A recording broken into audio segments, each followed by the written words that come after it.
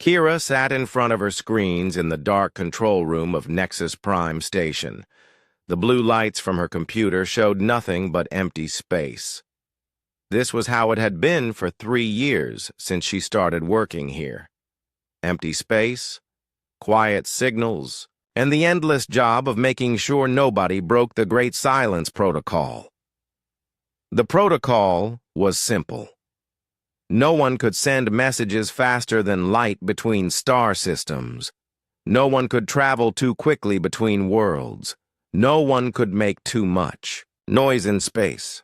The Valdris Empire made these rules 300 years ago after a terrible war almost destroyed everyone in the galaxy. Kira pressed buttons and checked her readings. She was 25 years old and had spent her whole life learning about the protocol. Her teachers told her it was the most important thing in the universe. Without it, chaos would return. Without it, the loud ones might come back.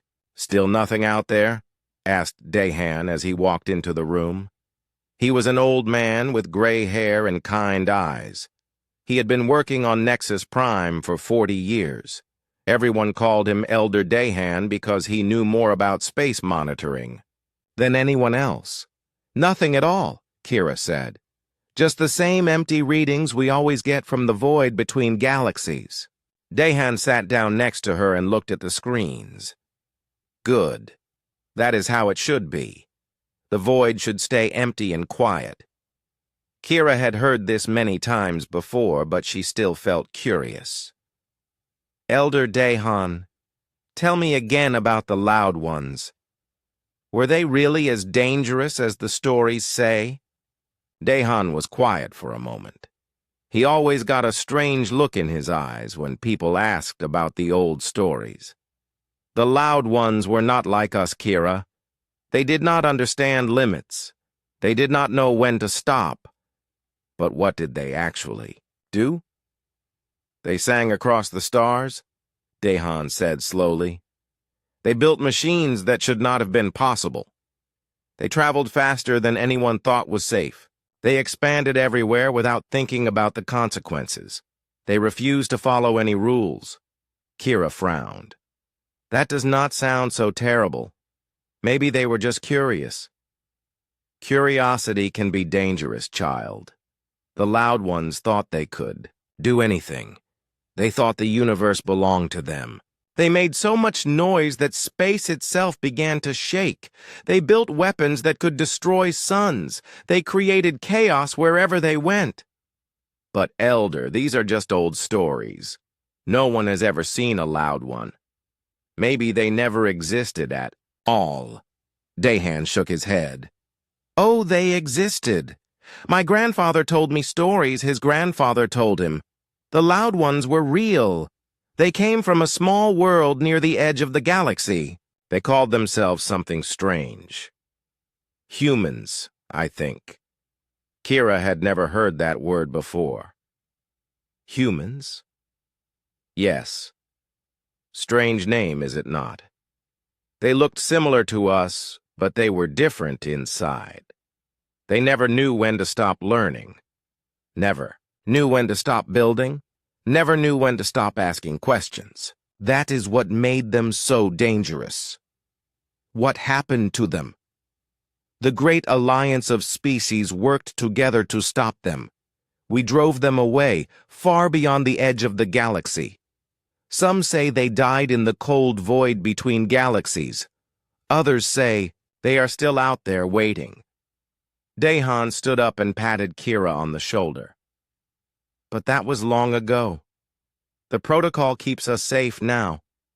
As long as we stay quiet and follow the rules, they cannot find us." Kira nodded, but she still felt curious.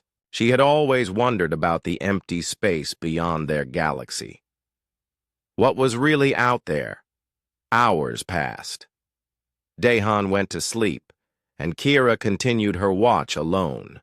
She checked the same readings over and over. Everything was normal. Everything was quiet. Everything was safe.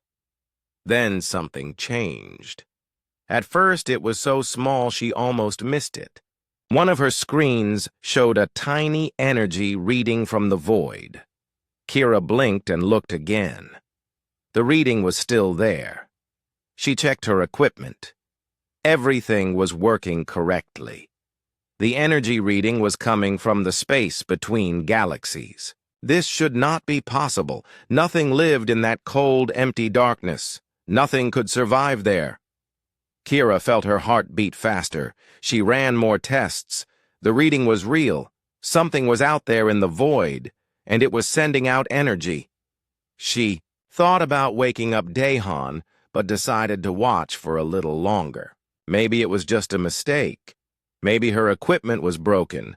But the energy reading got stronger. Not much stronger, but definitely stronger. And there was something else. The energy was not random. It had a pattern. Kira had studied energy patterns for years. Natural energy from stars and planets was always random. But this energy had a rhythm. It repeated every few minutes. It was almost like music. She felt cold suddenly. Music in space, singing across the stars. That was what the old stories said about the loud ones. Kira told herself to stay calm.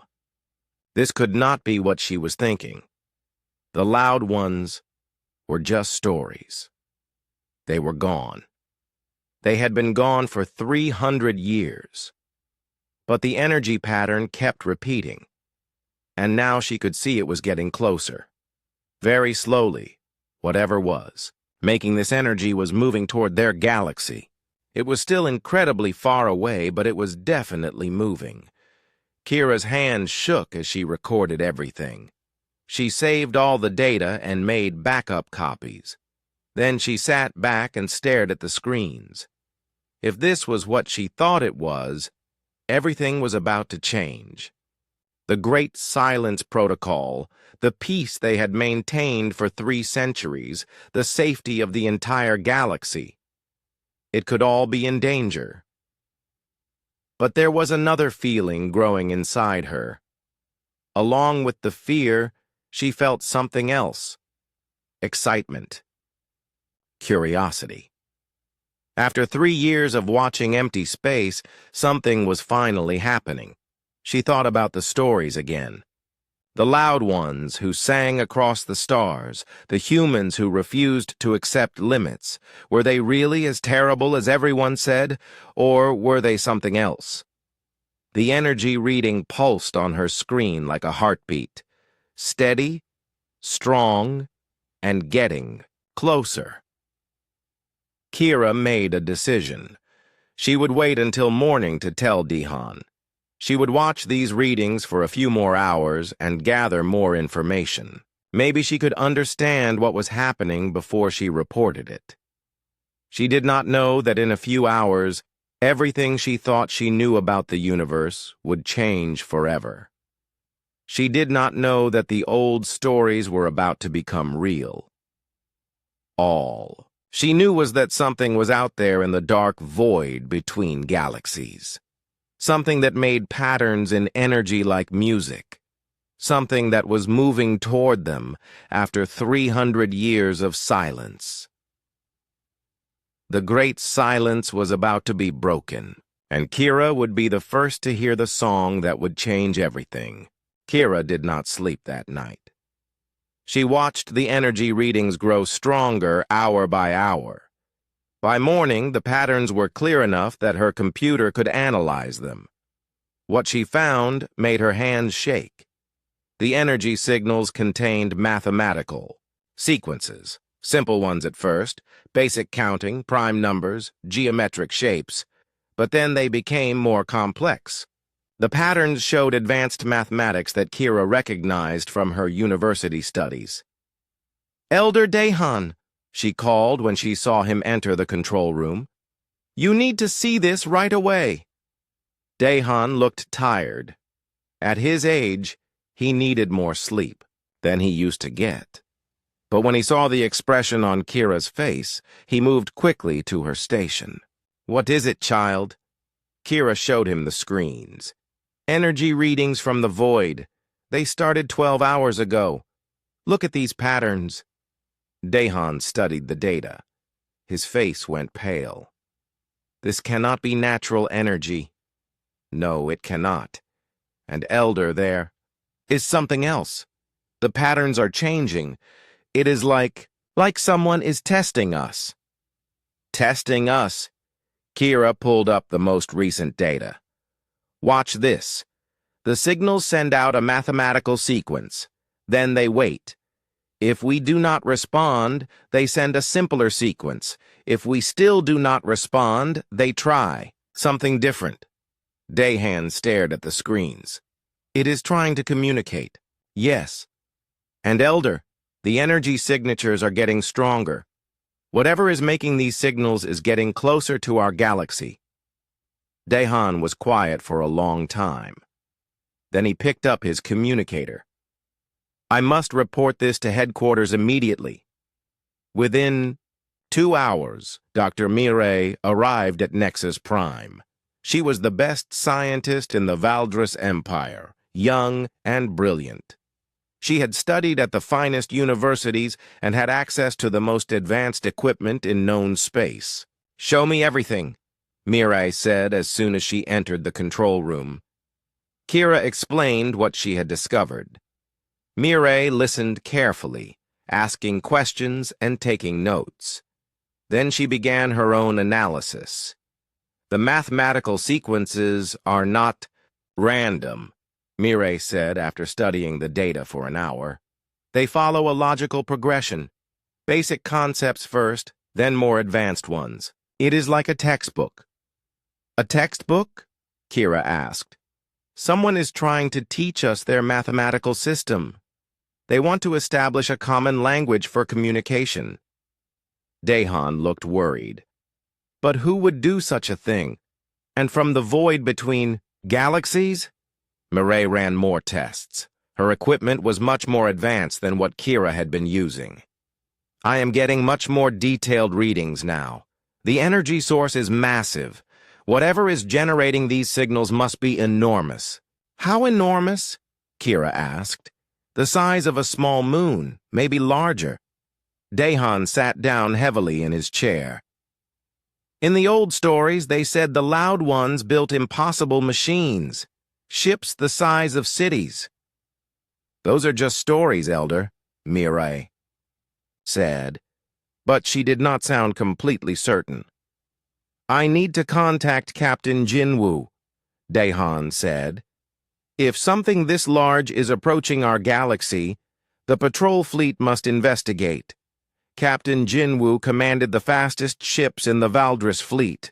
His squadron was responsible for protecting the outer edges of their territory. When he received Dahan's message, he immediately prepared his ships for departure.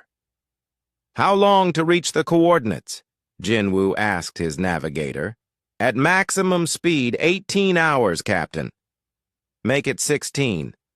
I want to see what we are dealing with. Jinwoo's squadron consisted of 5 ships. They were the most advanced vessels the Valdris had ever built, equipped with the fastest engines and the most sophisticated sensors. If anything could investigate the mysterious signals safely, it was this fleet. Back on Nexus Prime, Mireille made another discovery. The signals are not just mathematical sequences, she told Kira and Dahan. There are other patterns hidden inside them. Artistic patterns. What do you mean? Look at this. Mireille showed them a visual representation of the energy patterns.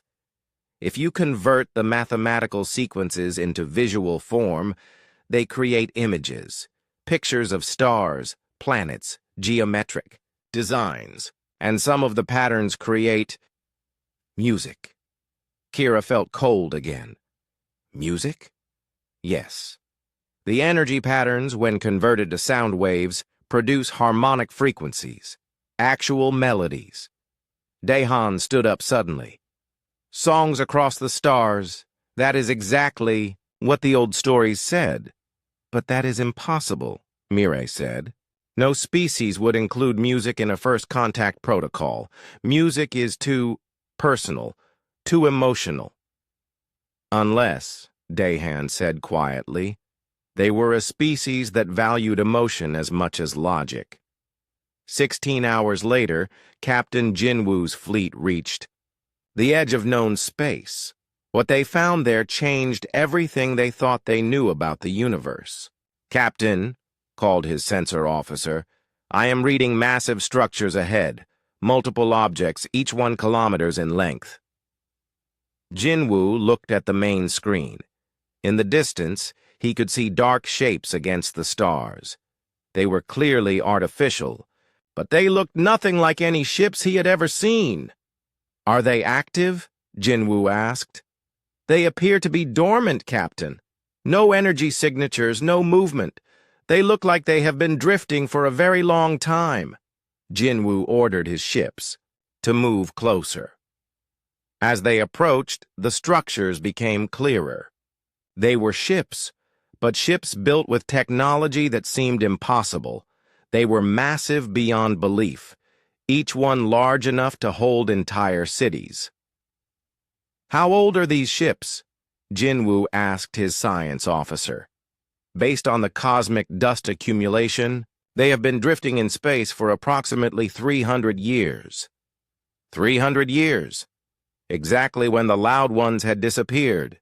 "Captain," called another officer, "the ships are beginning to emit energy readings, the same patterns we detected from Nexus Prime."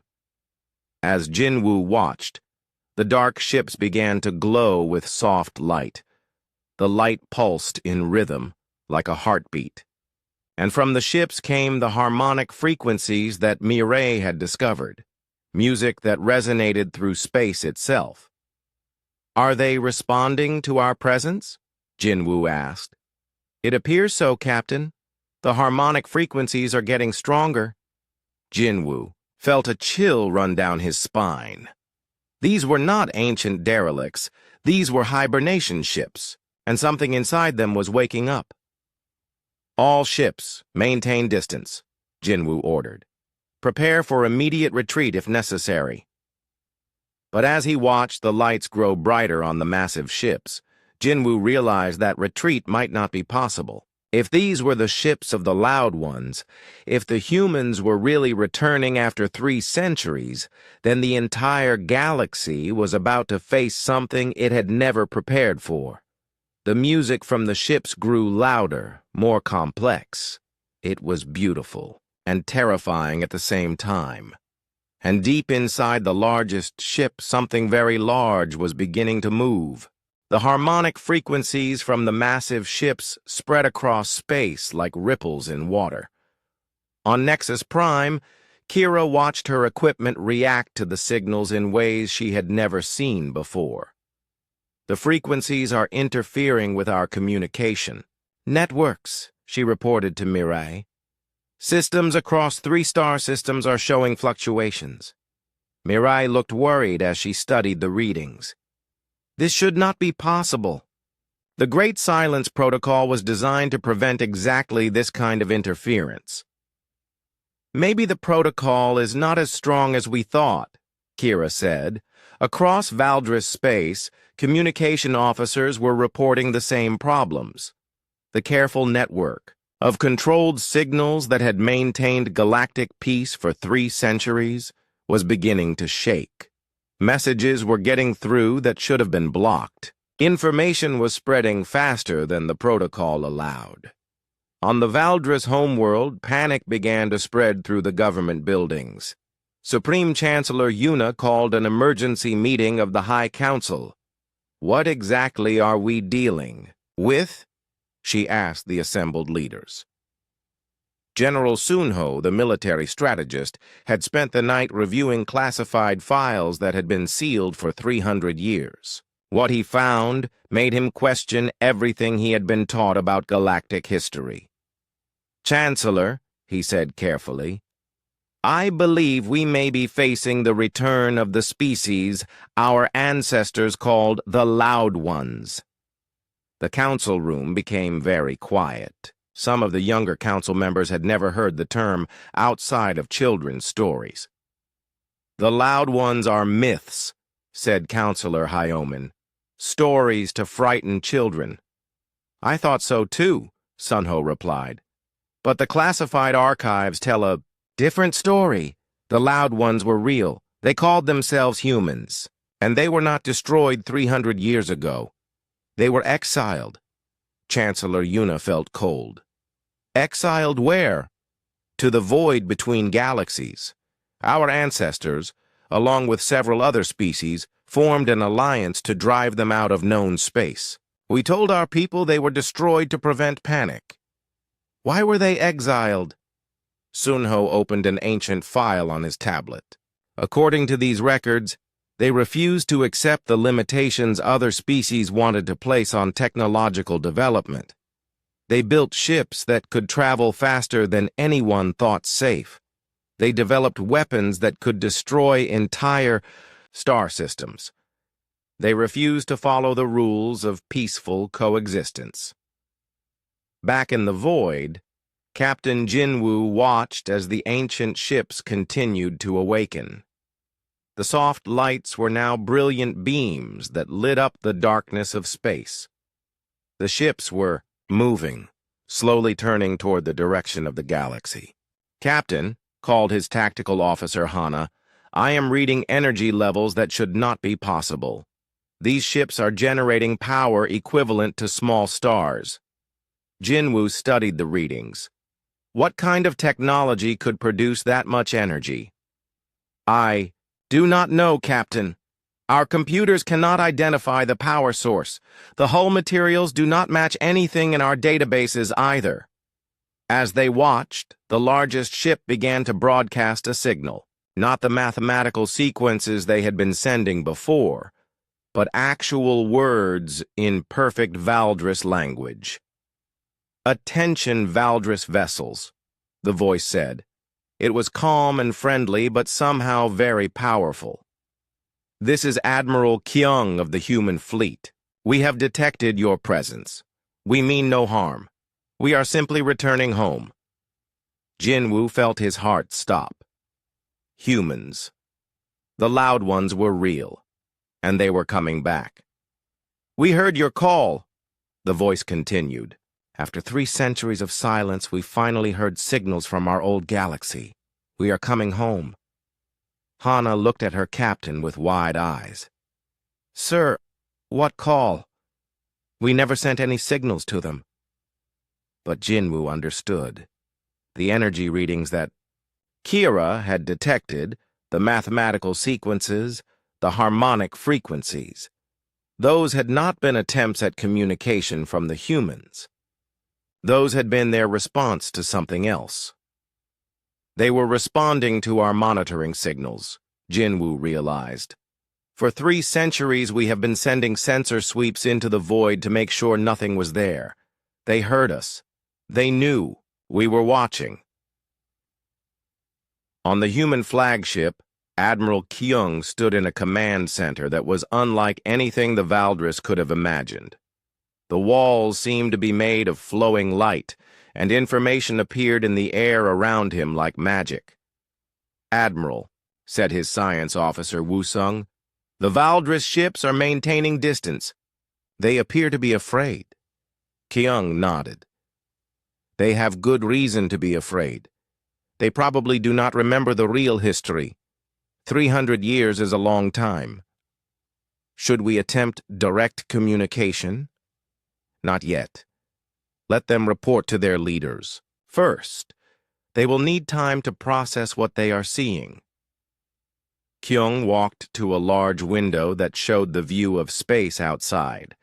In the distance, he could see the galaxy where humanity had been born. It looked exactly as it had 3 centuries ago when they had been forced to leave. Begin the awakening sequence for all ships, he ordered. It is time to go home.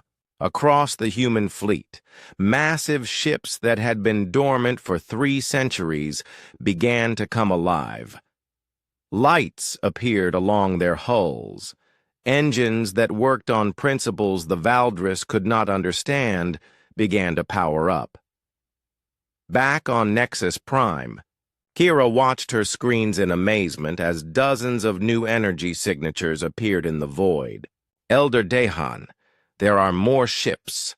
Many more ships. Dehan stood behind her, his face pale. How many? I count 47 large vessels, and they are all heading toward us. Dr. Mireille ran calculations on her computer. At their current speed, they will reach the outer edge of Valdris space in 72 hours. Can our fleets stop them? Kira asked. Mireille looked at the energy readings from the human ships. I do not think so. These ships are generating more power than our entire defense fleet combined. On the Valdris homeworld, Chancellor Yuna made a decision that would determine the fate of the galaxy.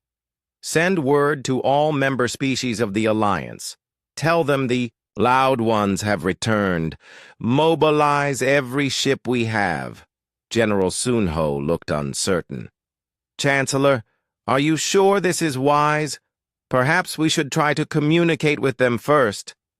They were exiled for good reason, General. If they have returned, it is not for peace. But Sunho was not so sure. As he read more of the classified files, he began to see a different picture of the ancient war. The humans had not been aggressors. They had been innovators who refused to accept limits.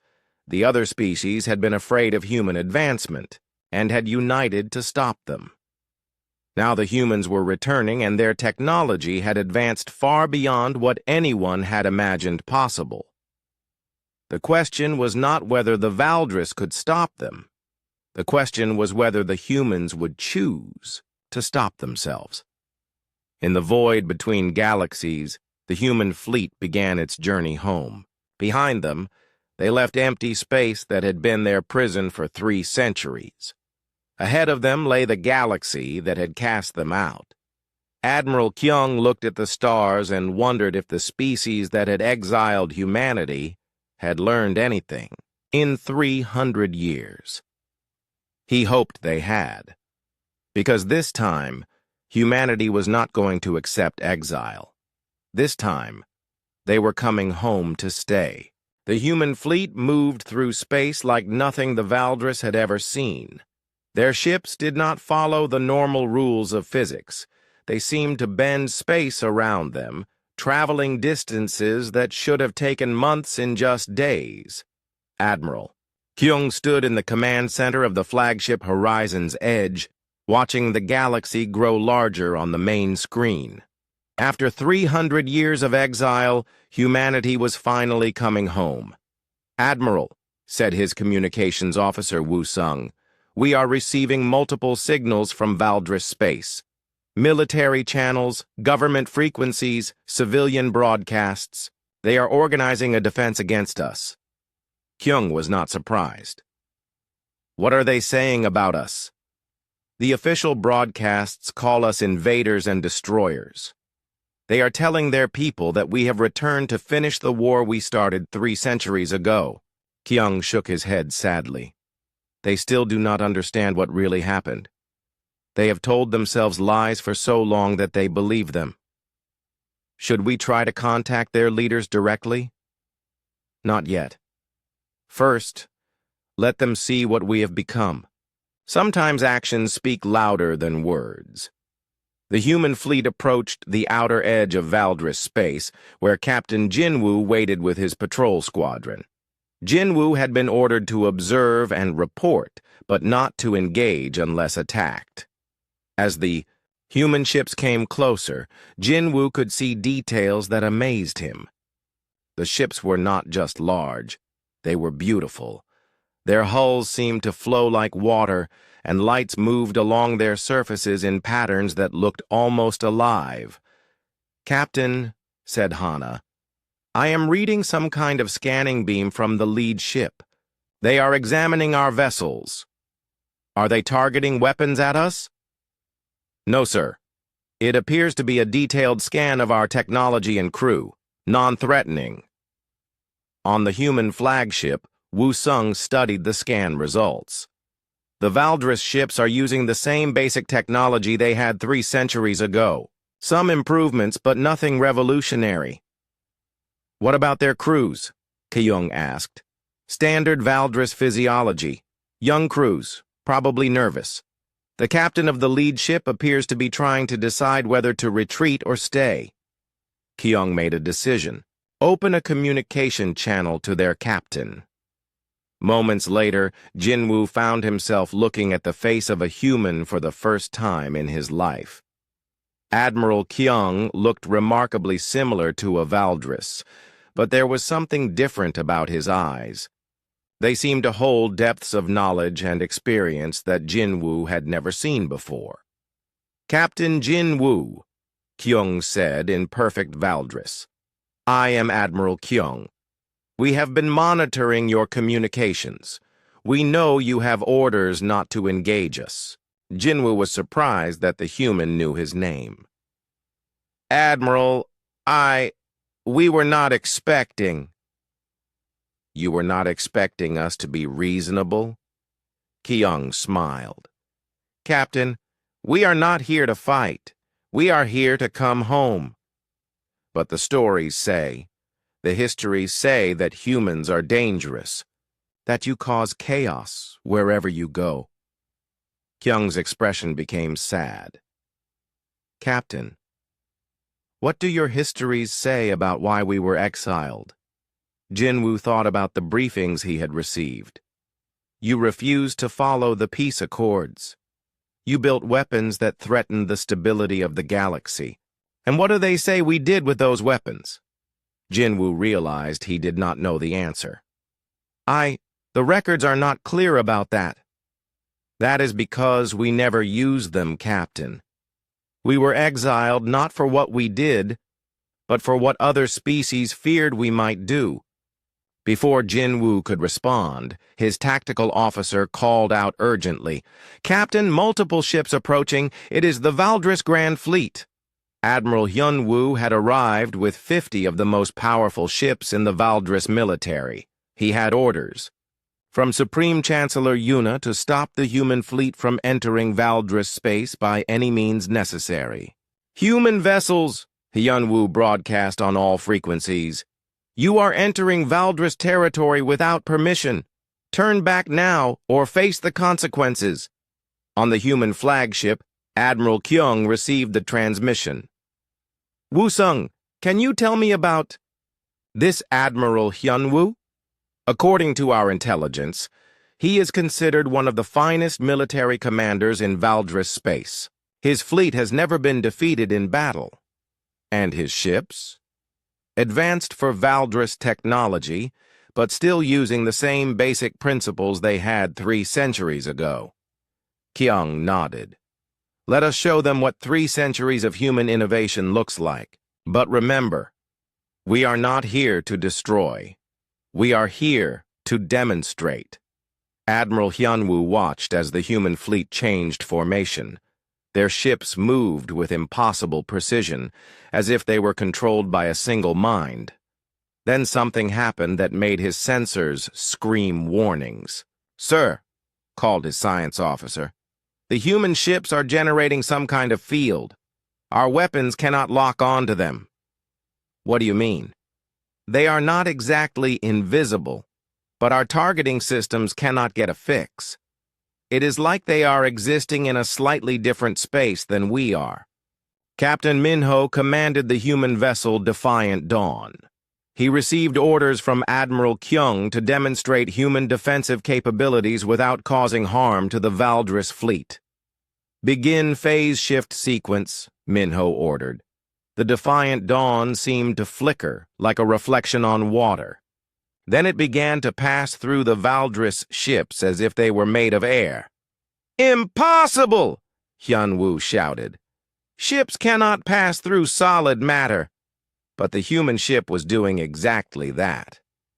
It moved through his fleet like a ghost, demonstrating that human technology could ignore the basic laws of physics as the Valdris understood them.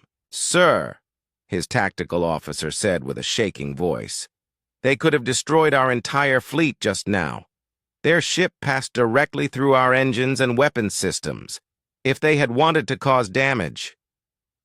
Hyunwoo understood. The humans were not showing aggression. They were showing restraint. They could have destroyed his fleet without effort, but they chose not to. "Human fleet," Hyunwoo broadcast. "Your demonstration is noted. What are your intentions?" Admiral Kyung responded personally. "Admiral, we seek the same thing your ancestors sought 3 centuries ago. Peace and prosperity for all species in the galaxy." "Then why do you return with such powerful weapons?" "These are not weapons, Admiral. They are tools. The same tools we have used to survive and grow during our exile." "I do not understand." Kyung's voice became gentle. "Admiral, what do you think we have been doing for 300 years? Do you think we spent that time planning revenge?" Hyunwoo had never really thought about it. I do not know. We have been learning, Admiral. Learning about the universe, learning about ourselves, learning how to build a better future." To prove his point, Kyung ordered one of his ships to begin what humans called a demonstration of capability. The ship began to sing. The harmonic frequencies that came from the human vessel were more complex and beautiful than anything the Valdris had ever heard. But they did more than just create music. The frequencies began to repair damage to Jinwoo's ships that had accumulated during their long patrol.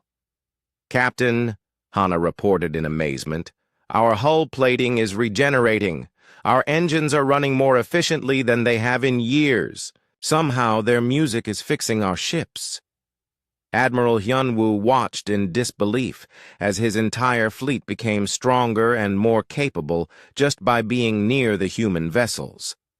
"How is this possible?" 3 centuries of innovation, Admiral," Kyung replied. "We learned that true strength comes not from the ability to destroy, but from the ability to heal and improve." For the first time since the humans had appeared, Hyunwoo began to wonder if everything he had been taught about them was wrong. On the human science vessel Curiosity's call, Commander Ji-hoon prepared to do something that would change the galaxy forever. He was about to tell the truth. Ji-hoon had been chosen for this mission because he understood history better than most humans. He had spent decades studying the records of what really happened 3 centuries ago. Now it was time to share that knowledge. "Begin broadcasting on all Valdris frequencies," Ji-hoon ordered. "Use their own historical archives as sources." Across Valdris space, every communication device suddenly received the same signal.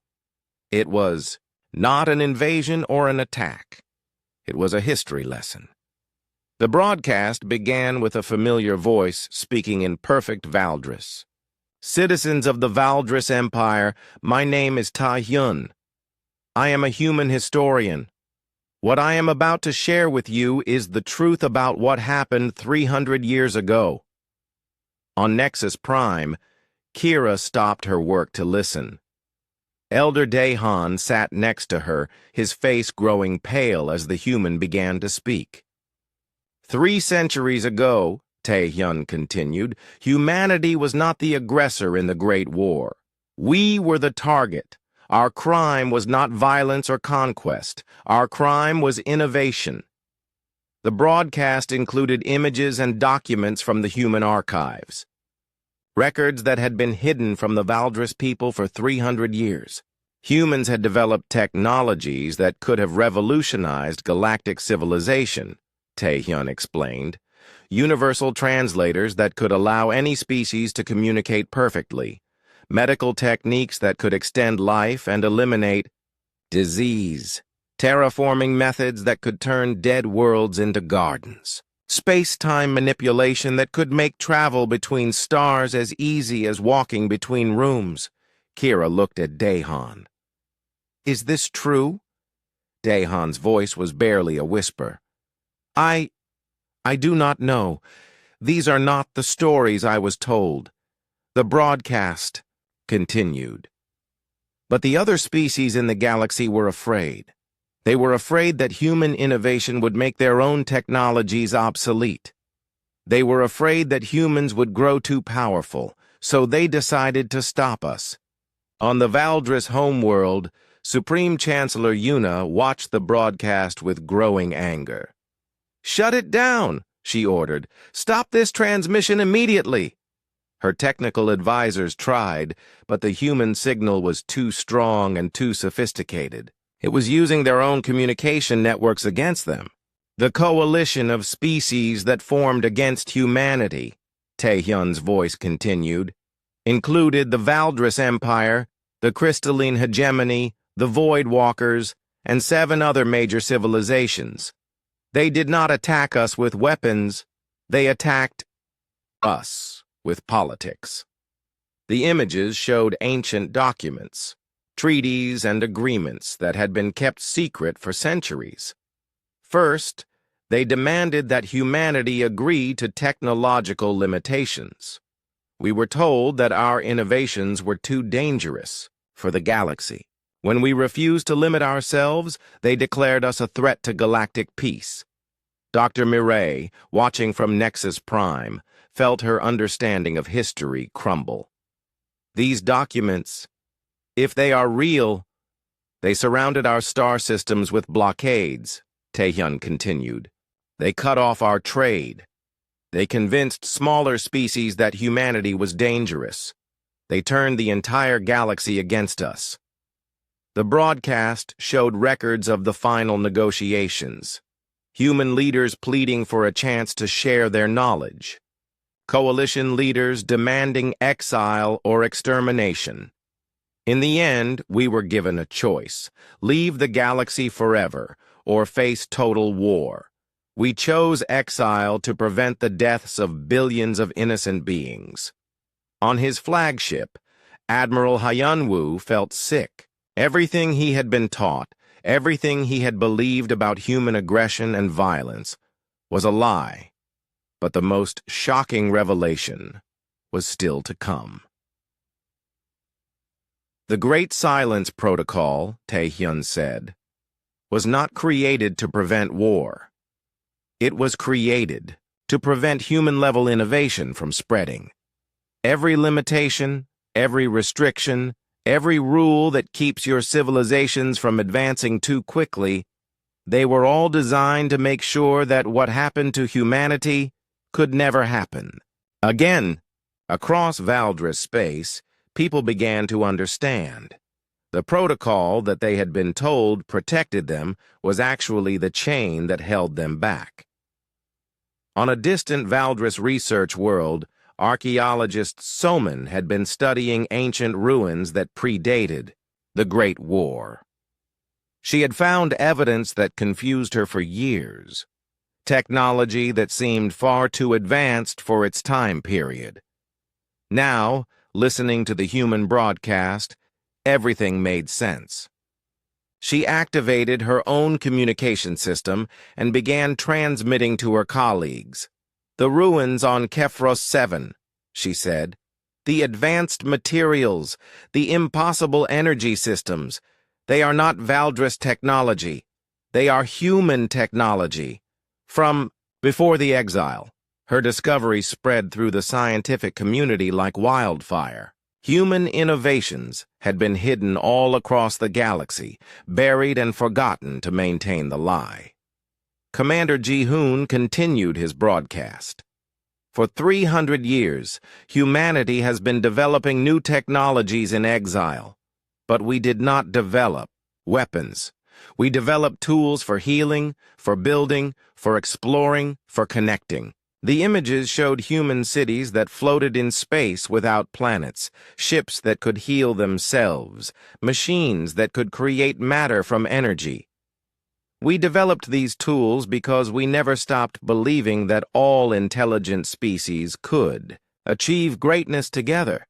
We never stopped hoping that someday we could return and share what we had learned." On the Valdris homeworld, protests began to form. Citizens who had just learned the truth about their history demanded answers from their government. Chancellor Yuna tried to address the growing unrest. "These are lies," she broadcast to her people. "Human propaganda designed to weaken our resolve." But her words fell on deaf ears. Too many pieces of the puzzle were falling into place. Too many hidden records were being discovered. Too many questions that had never been answered were suddenly making sense.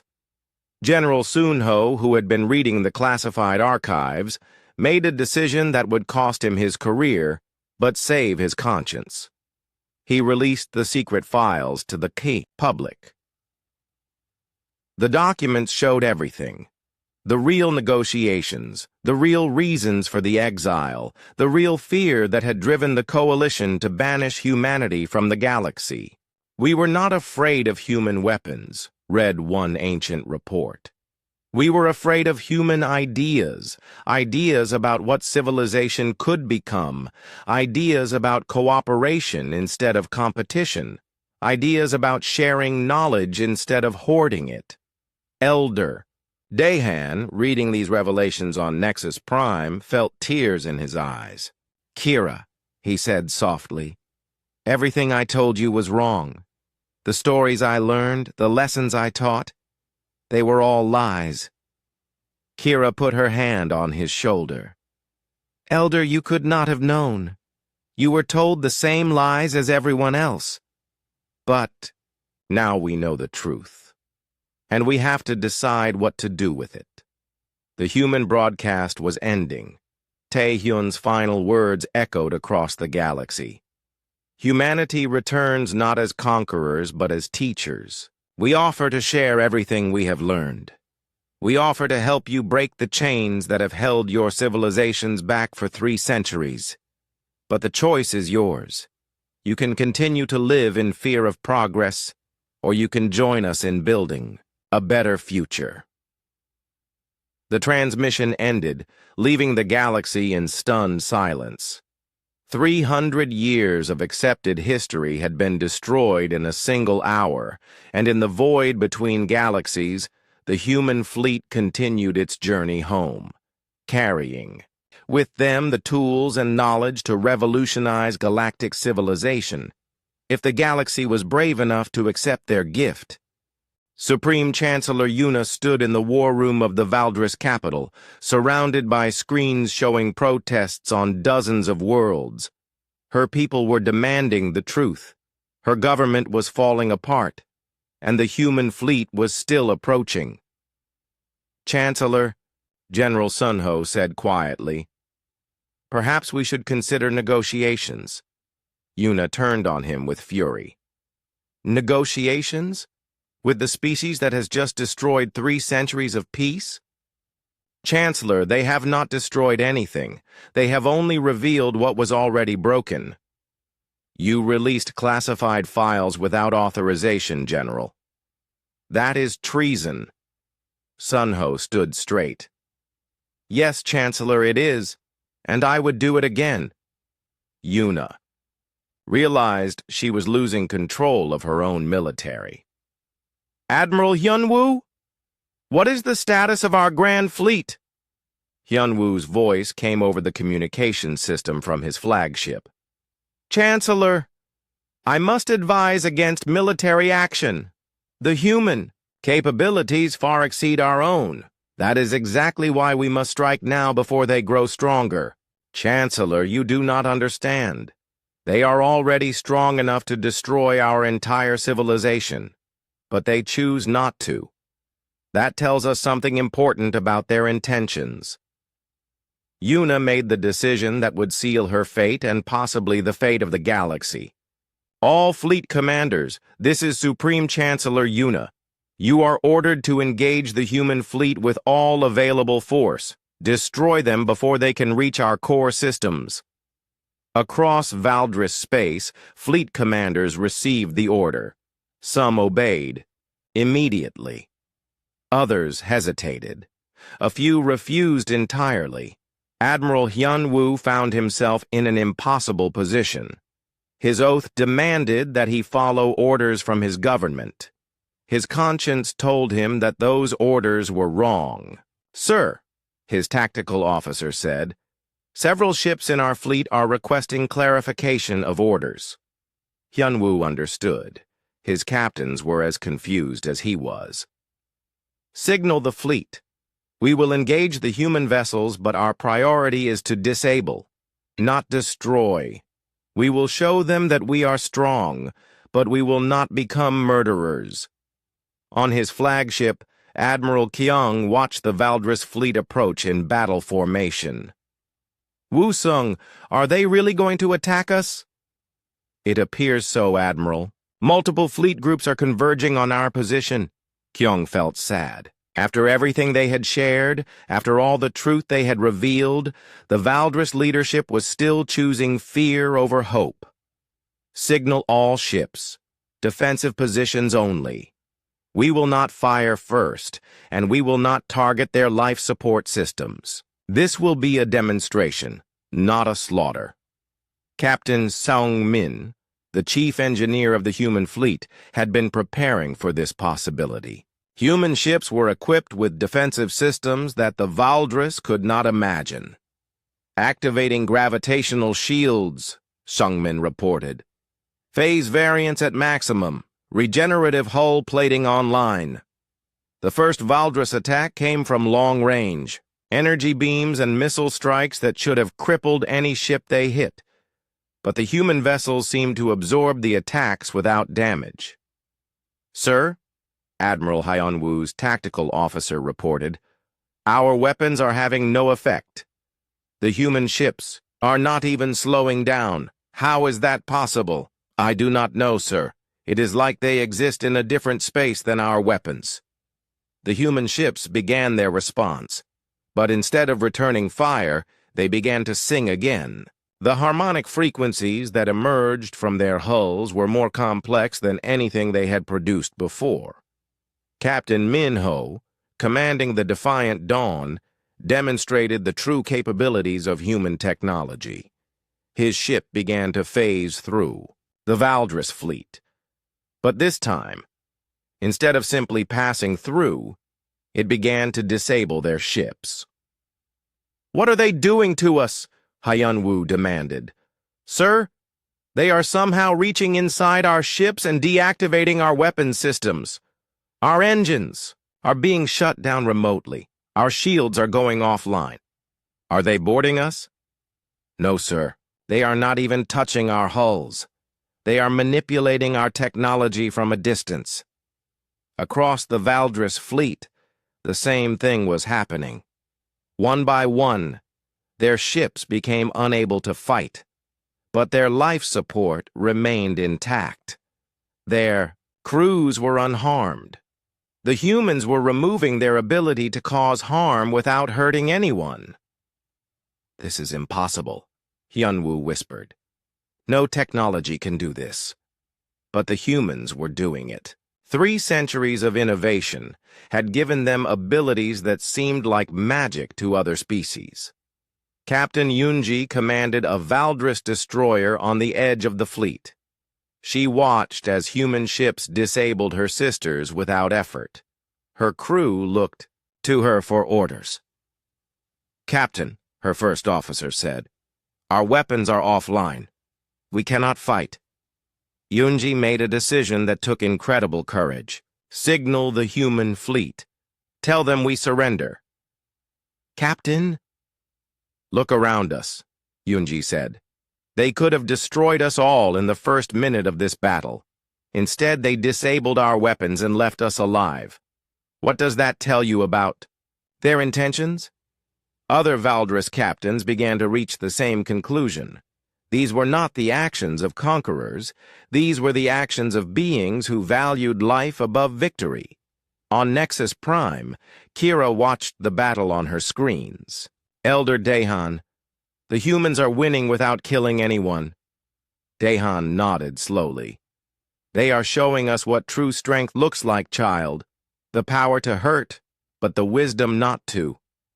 More Valdris ships began to surrender. Their captains realized that continuing to fight was pointless and immoral. Admiral Hyunwoo found himself alone with only a handful of ships still willing to fight. His pride demanded that he continue. His honor demanded that he stop. "Admiral Kyung," he broadcast to the human fleet. I request a ceasefire." "Granted, Admiral Hyunwoo," came the immediate reply. "Are you ready to talk?" "I am ready to listen." The battle that could have destroyed both fleets ended with handshakes instead of explosions. But the war was not over. On the Valdris homeworld, Chancellor Yuna was preparing one final desperate attack. "If our fleets cannot stop them," she told her remaining loyal commanders, "then we will use the planetary defense network. Every weapon on every world in our empire fired simultaneously." "Chancellor," one of her advisors said, "that will kill millions of our own people. The energy discharge will sterilize entire continents. Better that than slavery to the humans." But Yuna did not know that the humans had already anticipated this move. Commander Ji-hoon's science vessel had been quietly monitoring all Valdris. Military communications. "Admiral," Ji-hoon reported to Kyung, "the Valdris are preparing to activate their planetary weapons. They would rather destroy themselves than surrender." Admiral Kyung felt the weight of 3 centuries pressing down on him. Humanity had been exiled to prevent exactly this kind of tragedy. Now they had to choose between saving their former enemies and allowing them to destroy themselves. "Signal all ships," Kyung ordered. "Emergency protocols. We are going to save them whether they want us to or not." The human fleet moved toward Valdris space at impossible speed. They had minutes to prevent a genocide that would echo across the galaxy for millennia. The human fleet moved through space faster than light itself, bending reality around them as they raced to prevent a catastrophe. On the Valdris homeworld, Supreme Chancellor Yuna stood in the Planetary Defense Center, her hand hovering over the activation switch that would turn her own world into a weapon. "Chancellor," her science advisor pleaded, "if you activate the planetary grid, the energy feedback will kill everyone in the major cities. Billions of people will die." "Better to die free than live as slaves," Yuna replied, but her voice shook with uncertainty. Through the communication system, she could hear reports from across the Empire. More Valdris fleets were surrendering. More worlds were opening communication with the human ships. Her government was collapsing as people chose hope over fear. "The humans are not enslaving anyone," General Sunho said. He had been arrested for treason but was still in the command center. "They are offering to share their knowledge freely." "That is what conquerors always say," Yuna snapped. "They promise gifts, then demand submission." But even as she spoke, reports were coming in that contradicted her words. Human ships were not occupying Valdris worlds. They were not demanding surrender. Instead, they were broadcasting educational programs, sharing medical techniques, and offering aid to planets suffering from resource shortages. On the outer world of Kef Minor, a Valdris colony was dying from a plague that their medicine could not cure. A human medical ship had arrived and, without asking for anything in return, began treating the sick. "The plague is gone," reported the colonial governor. "The humans cured it in hours using techniques we have never seen. They asked for nothing except permission to help." Similar reports came from across the Empire. Worlds with failing ecosystems were being restored. Planets with depleted resources were being shown how to regenerate them. Ancient Valdris technology was being improved and upgraded. In space above the homeworld, Admiral Kyung's flagship arrived, just as Yuna activated the planetary defense grid.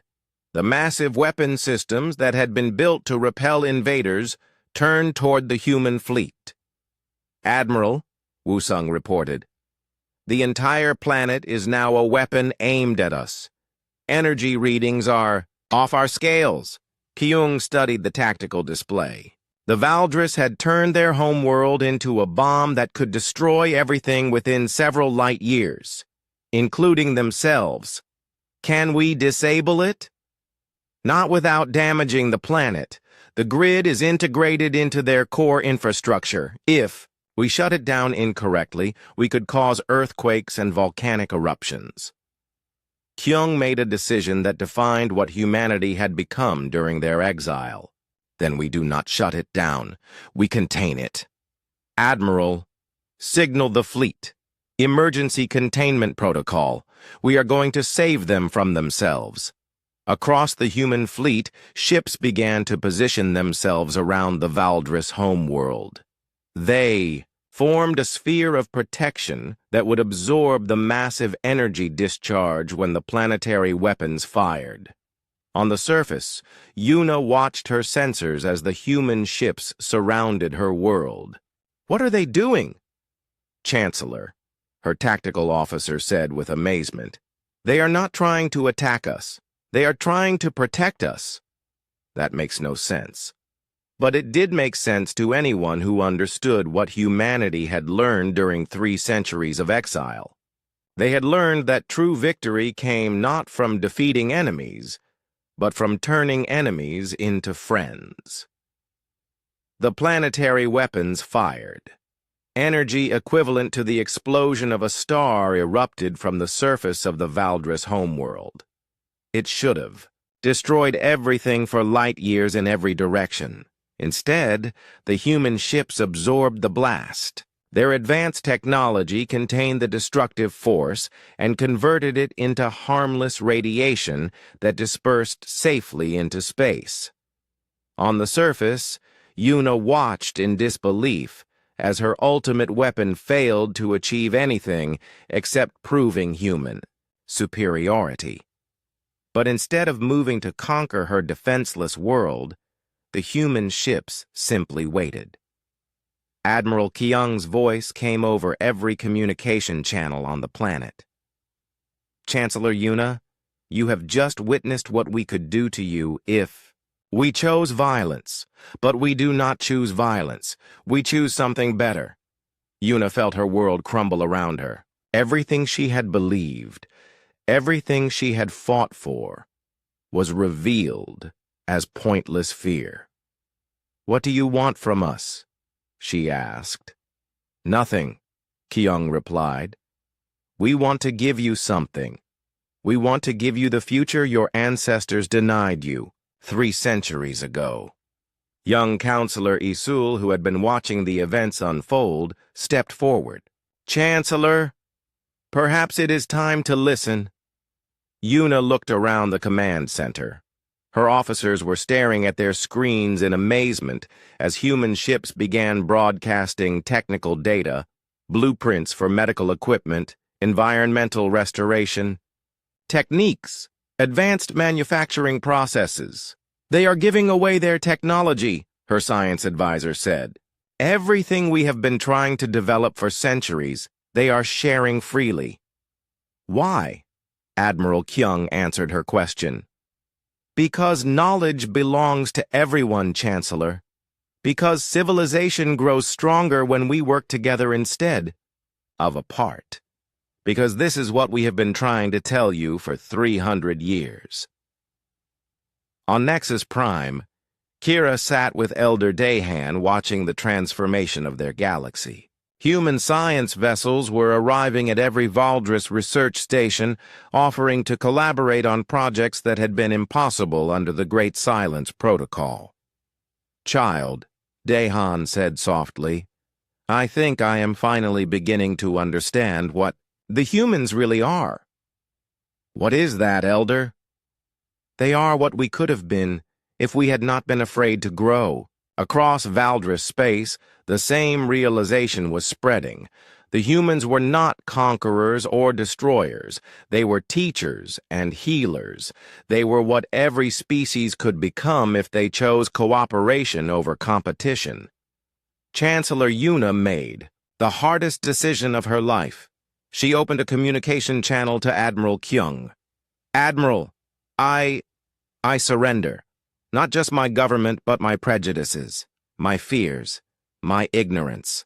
There is no need to surrender, Chancellor. There is only a need to choose. Choose what? Choose whether you want to continue living in the shadows of what you were or step into the light of what you could become. On his flagship, Admiral Kyung looked out at the galaxy that had once cast humanity into exile. Now it was offering them a chance to come home. But more than that, it was offering them a chance to build something better than had ever existed before. Admiral, Wusung said, we are receiving communication requests from 17 different species. Word of what happened here is spreading. Everyone wants to know if the stories about returning humans are true. Kyung smiled. Then let us tell them. Let us tell them that the age of fear is ending and the age of possibility is beginning. The great silence that had held the galaxy in stagnation for 3 centuries was finally broken, and in its place, a new song was beginning, a song of cooperation, innovation, and hope that would echo across the stars for generations to come. 5 years had passed since the human fleet broke the great silence. The galaxy was no longer the same place it had been. Fear had been replaced by wonder. Isolation had been replaced by cooperation. And the impossible had become possible. Kira stood on the observation deck of the research station New Harmony, watching ships from dozens of different species work together in space. Human vessels moved alongside Valdris cruisers, crystalline hegemony explorers, and ships from species that had not been seen in 3 centuries. Amazing, is it not? Said her companion, Dr. Minji. Minji was something that would have been impossible before the humans returned. A joint human-Valdris scientist, trained in technologies from both species. I still cannot believe how much has changed, Kira replied. She was now an admiral in the integrated fleet, commanding ships that used both human innovation and Valdris engineering. Look at this, Minji said, pointing to a display screen. The breakthrough we achieved yesterday with the faster-than-light communication system. Neither humans nor Valdris could have developed it alone. The communication system was just one of hundreds of joint innovations that had emerged from the new cooperation. Medical techniques that could cure diseases thought incurable. Environmental restoration that could bring dead worlds back to life. Energy systems that could power entire civilizations without depleting natural resources. Have you heard from the expedition to the Andromeda Galaxy? Kira asked. They made contact with 3 new species yesterday. All of them had heard the legends of the Loud Ones and were amazed to learn the stories were true. The expeditions to other galaxies had been Admiral Kyung's idea. If humanity could return from exile and transform their home galaxy, perhaps they could bring the same hope to other parts of the universe. In the Integrated Fleet Command Center, Young-ho worked alongside human engineer So-yeon on their latest project, ships that could travel between galaxies as easily as the old ships had traveled between planets. The quantum tunnel stabilizer is working perfectly, So-yeon reported. We should be able to reach the Triangulum Galaxy in 6 months instead of 6 years. Jung-ho smiled. He had been one of the first Valdris to volunteer for joint training with human technology. My grandfather would not believe what we can do now. What would he think about us working together? He would probably be afraid at first, but then he would be amazed. Just like everyone else. The integration had not been without challenges. There had been protests, resistance movements, and groups that still believed humans were dangerous. But slowly, the benefits of cooperation had become impossible to ignore.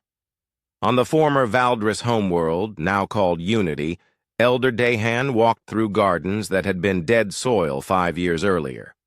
Human terraforming technology had transformed the polluted industrial zones into parks where children of multiple species played together. "Grandfather Dahan!" called a young voice. Young men ran up to him, carrying a model of a ship that looked like nothing that had existed before the humans returned. "What is that, child?" Dahan asked. "It is my design for an exploration ship. It uses human gravity manipulation and Valdris energy crystals and crystalline navigation systems all together." Dahan looked at the young boy with wonder. Youngman was human Valdris, one of the children born since the integration began. He had grown up thinking that cooperation between species was normal, that sharing knowledge was natural, that the impossible was just another word for not yet achieved. "Do you think it will work?" Dahan asked. "Of course," Youngman said with the confidence of youth. "Everything works when you combine the best ideas from everyone." At the Galactic Council, representatives from 47 different species gathered to discuss the next phase of expansion. Admiral Kyung, now serving as the Council's coordinator, looked around the chamber with satisfaction. "The reports from our exploration fleets continue to be positive," he announced. "We have made peaceful contact with 12 new civilizations. In the past year, all of them have expressed interest in joining our cooperative network." Counselor Isul, who now served as the Valdris representative, raised her hand. "What about the Void Walkers? Have they responded to our invitation?" The Void Walkers had been part of the original coalition that exiled humanity. They had remained isolated since the humans returned, neither attacking nor joining the new cooperation. "They are beginning to show interest," Kyung replied. "Their scouts have been observing our joint colonies. I believe they are starting to understand that we offer partnership, not domination." In the research laboratories of New Harmony, Dr. Minji and her team achieved another breakthrough. They had been working on a project that had seemed impossible even to humans, the ability to communicate across time as well as space. "The temporal resonance field is stable," reported her assistant. "We should be able to send messages to our past selves." Minji thought about the implications. Imagine if we could have told our ancestors 3 centuries ago what cooperation could achieve. How much suffering could have been prevented. "Perhaps," said her human colleague Dong Yun, "but perhaps they needed to learn those lessons themselves.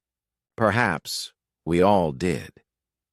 The breakthrough in temporal communication opened new possibilities that even human imagination had not fully explored. The ability to learn from the past and guide the future. The ability to prevent tragedies before they happened. The ability to spread hope across time itself. Youngmin, now 12 years old, had grown up in a galaxy where anything seemed possible. He attended the Integrated Academy, where students from dozens of species learned together. His best friend was a crystalline child named Harmony.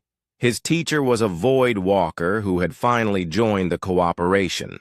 "Today we are going to study galactic history," announced the teacher. "Can anyone tell me about the Great Silence?" Several students raised their hands. They had heard the stories from their grandparents, tales of a time when species feared each other, when knowledge was hoarded instead of shared, when progress was limited by artificial barriers. "It sounds terrible," said Harmony. "Why would anyone want to live like that?" "Fear," Youngman answered. "They were afraid of change, afraid of each other, afraid of becoming something better." The teacher nodded. "And what ended the Great Silence?" "The humans came back," the class said together. "They showed everyone that cooperation was better than fear." "And what is the most important lesson from that time?" Youngman raised his hand. That the only limits to what we can achieve are the limits we put on ourselves. At the edge of known space, the latest exploration fleet prepared for departure.